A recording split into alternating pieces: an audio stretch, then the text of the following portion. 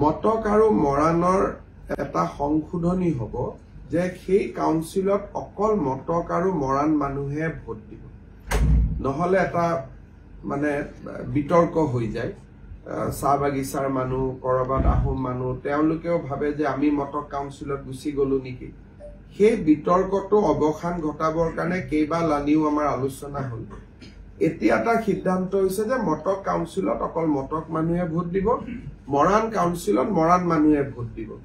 মই ভাবো যে এই মাহৰ কোনোবা এখন কেবিনেটতে সি এপ্ৰুভ হ'ব।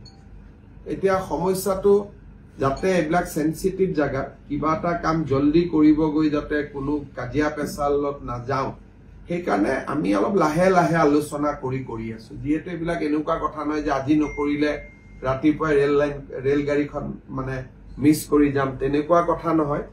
প্ৰতিটো সম্প্ৰদায়ৰ মাজত বুজাবুজিটো অব্যাহত ৰখাটো আটাইতকৈ বেছি প্ৰয়োজনীয়।